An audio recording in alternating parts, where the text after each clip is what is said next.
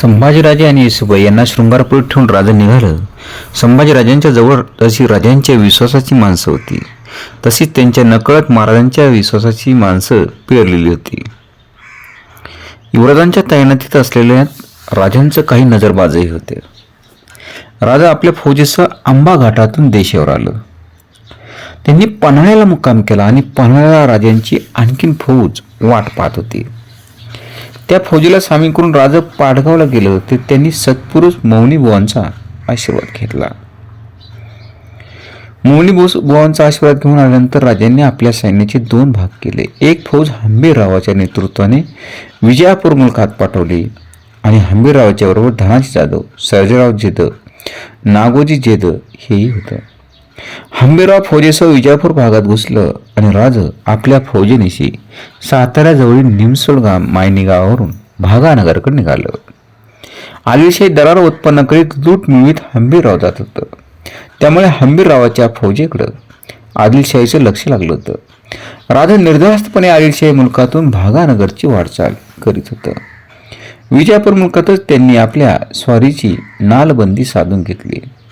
आजवर राजे मोहिमेला जात तेव्हा त्यांची स्वारी खरी असे. नुसत्या घोडदलावर त्यांचा भरोसा असे. आयुष्यात प्रथमच शिवाजीराजांनी अशी ऐश्वर्य संपन्न मोहीम काढली होती. काबाडीचे शेकडो बैल सामान पुढे नेत होते. डेर सामेना यांनी सजलेली छावणी उभारली जात असे. राजांच्या फौजेत घोडदलावर हत्ती आणि उंटही होते. छत्र चामरे मिळवीत राज कर्नाटकातून जात होतं. विजापूर मुलखात राजांची छावणी पडली होती. छावणीच्या 4ही दिशांनी ठेळणीची असं पथकं फिरत होती. 2 प्रहरची वेळ असूनही गारवा कमी झालेला नव्हता आणि राजांच्या डेऱ्याभोवती कडेकोट पहारा उभा होता. राजा आपल्या छावणीची पाहणी करून डेऱ्यात परतलं होतं. राजांच्या जवळ बाळाजीवजी, येसाची कंक, रघुनाथ पंत ही मंडळी बसली होती. राजा मनाने बेचैन होते. तुंगभद्रेच्या उत्तर तीराजवळचा दक्षिणेचे द्वार समजला जाणारा कोपलचा किल्ला अत्यंत प्राचीन होता. त्या किल्ल्यावर हुसेन खान, अब्दुल रहीम मियाना हे 2 पठाण बंधू अधिकारी होते. त्यांच्या जुलमाच्या वार्ता राजांनी ऐकल्या होत्या. त्या पठाणांचा पाडाव करण्याची आज्ञा राजांनी हंबीररावांना केली होती. हंबीररावांनी कोपलकडे धाव घेतल्याचे राजांना कळलं होतं, पण त्या स्वारीचे काय झालं राजांना कळलंच नाही. त्यामुळे राजा बेचैन होते. सायंकाळच्या वेळी एक स्वार मराठा छावणीत दाखल झाला. राजा छावणीतल्या घोडदळाची पाहणी करीत होतं. तिथं बालाजी आलं. महाराज, हंबीररावाकडून स्वार आला. काय बातमी? राजाने उत्सुकतेने विचारलं. हंबीररावांनी विजय संपादन केला. हंबीरराव चालून येताच एकाच हुसेन खान मियाना लढाईच्या तयारीनं बाहेर पडला. गदग प्रांतातील येलबुर्गा गावी दोघांची गाठ पडली. मोठ्या तर्फेचं युद्ध झालं. हुसेन खानाचा पाडाव झाला. या युद्धात 2000 घोडी, 12 हत्ती, अनेक उंट, बिछाईत खजिना आणि महिनं कापड सापडलं. सर्व संपदा घेऊन हंबीरराव आपल्या फौजेनेशी इकडं येत आहे. ती बातमी ऐकून राजांना फार आनंद झाला. राजांच्या शेजारी उभे असलेल्या सूर्याजी, येसाजी यांच्या चेहऱ्यावर विजयाचं हास्य विलसलं. राजांची नजर बाळाजींच्याकडे गेली, पण बाळाजींच्या चेहऱ्यावर आनंद दिसत नव्हता. राजांचं मन चरकलं. म्हणा, बाळाजी, एवढा विजय संपादन केलं पण तुम्ही स्तब्ध का? महाराज, हुसेन खानाशी झालेल्या युद्धात पराक्रमाची शर्त करून नागोजी जेधे मात्र कामी आले. राजांना धक्का बसला. सर्जेराव जेधेंच्या बरोबर नागोजी आणि धनाजी जाधव ही 2 तरुण पोरे गेली होती. नागोजी जेधे गेले यावर राजांचा विश्वास बसत नव्हता. बाळाजी सांगत होतं, हुसेन खान मियानाचा जेव्हा मोड झाला तेव्हा मियानाचा हत्ती बगल काढून पळू लागला. हे पाहतात नागोजीना हातातला भाला पेलीत आपला घोडा सरळ हत्तीला भिडवला. नागोजीचा भाला सुटला आणि त्यानं हत्तीच्या गंड स्थलाचा वेध घेतला. पळून जाणारा हत्ती माघारी वळला. हौद्यात बसलेला हुसेन खानानं तोशानं नागोजीवरती बाण सोडला. दुर्दैवानं बाण वरमी लागला. मस्तक भेदून बाण हनुवटीजवळ बाहेर पडला. सर्जेराव जवळच होतं, पण बाण काढतात नागोजीराव निघून गेलं. अरे रे, राजा कळवळ. नागोजी पडलेला पाहतात धनाजी जाधवरावांनी मियानाचा हत्ती वेढला आणि मियानाला हौद्यातून खाली खेचला. हुसेन खान मियाना गारद झाला. धनाजीने पठाणांची एकच लांडगे तोड केली. बाळाजी थांबलं. ते पराक्रम ऐकून राजा भारावलं, उद्गारलं, निर्भळ विजय मिळतच नाही का? सदैव त्याला दुःखाची झालर लावावीच लागते का? राजांचं मन कशातच लागणं शक्य नव्हतं. पाग्याची पाने रद्द करून ते आपल्या डेऱ्याकडे गेलं. दुसऱ्या दिवशी सकाळपासून हंबीररावांची फौज छावणीवर येऊ लागली. लुटलेली संपत्ती तळावाली 2000 घोडी हत्ती, लोटीचं सामान पाहण्यासाठी साऱ्या छावणीने गर्दी केली. राजा आपल्या डेऱ्यात बसलं होतं. येसाजी कंकाने हंबीरराव येत असल्याची वर्दी आणली. हंबीरराव आलं. त्यांनी मुजरा केला.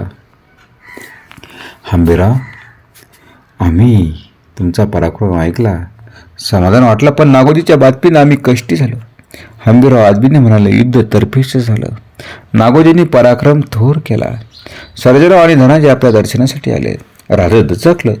उठून बरं आहात म्हणा. सर्जेराव गावी गेलेले. जिने नागोजी पडलं त्यांचं दहन झालं. नागोजीच्या पत्नी गोदूबाई नागोजी पडल्याचे ऐकताच कारी गावात सती गेल्या. ती बातमी समजताच मी सर्जेरावांना काळीला जाण्याबद्दल सांगितलं, पण त्यांनी ते मानलं नाही. जेदे करण्यातला खुनी पुरुष मोहिमेतून माघारी फिरला नाही असं ते म्हणाल. जेद्यांना बोलवा. हंबीरराव डेऱ्याबाहेर गेलं. काही क्षणात राजांची पावलं डेऱ्याच्या प्रवेशद्वाराकडे वळलं. राजा उभं होतं. त्यांनी नजर समोरून येणाऱ्या जेद्यावर खिळी ताट मानेने सर्जेराव येत होते. डोक्यावर मावळी कणगीदार पगडी, अंगात गुडघ्यापर्यंत आलेला अंगारखा, पायात चोळणी असा त्यांचा वेश होता. पाठीला ढाल आणि कमरेला शेल्यात खोवलेली तलवार कट्यार होती आणि आपल्या गलमिशीवरून पालखी मोठ फिरत येत होते. राजांच्याकडे लक्ष जाताच सर्जेरावांचा उसना आवेश निघून गेला. त्यांच्या मिशांचा हात खाली आला. ताटमान झुकली. राजा भरभर पावलं टाकी सर्जेरावांच्याकडे निघालं. सर्जेराव मुजऱ्यासाठी वाकलं आणि राजांनी काहीच न बोलता एकदम सर्जेरावांना मिठीत घेतलं. सर्जेरावांच्या मागून येणारे धनाजी हंबीरराव दृश्य पाहत होते. राजांच्या आजान भाऊ हातांची पकड सर्जेरावांच्या पाठीवर होती. कंप पावणारी ती बोटं सर्जेरावांच्या पाठीवरून फिरत होती. मिठी सैल पडली तेव्हा दोघांच्याही डोळ्यात अश्रू गोळा झालं होतं. राजांनी सर्जेरावांचा हात धरला. डेऱ्याकडे जाऊ लागलं. राजांनी त्यांना आपल्या शेजारी बसवलं. सर्जेराव संकोचलं. सर्जेराव, अहो संकोच करूच नका. लढाईत नागोजी कामी आलं, सून सती गेली, पण मोहीम सोडता तुम्ही आलात. तुमच्या निष्ठेपुढं आमची गर्दन हमेशा झुकलेली असेल. राज काय बोलता? अहो दौलतीच्या चाकरीत पराक्रम करून पोर निघून गेला, त्याचं सार्थक झालं. बापाच्या अगोदर पोरानं संधी मिळवली आणि स्वाळी सोडून मी कसा जाऊ? सर्जेराव, तुमच्या धीराचं मोल कसं करावं? बाळाजी, सोन्याच्या मोलाची ही माणसं, त्याचं मोल सोन्याच्या तोड्यानं होणारच नाही. रायगडी जाताच या प्रसंगाची आठवण म्हणून दरवर्षी 1 शेर सोनं द्यायची मोहीम करा. आम्ही परत जाऊ तेव्हा स्वतः काळीत जाऊन मातोश्रींचं समाधान करू. धनाजी जाधवांच्या पराक्रमाचं कौतुक करून राजांनी सरफराजी केली. आणि एक मावळा मात्र नागोजीराव जेधे यांनी मात्र या हिंदवी स्वराज्याच्या यज्ञकुंडात आपली समिधा मात्र वाहिली. आणि पुन्हा एक मावळा मात्र पावन झाला.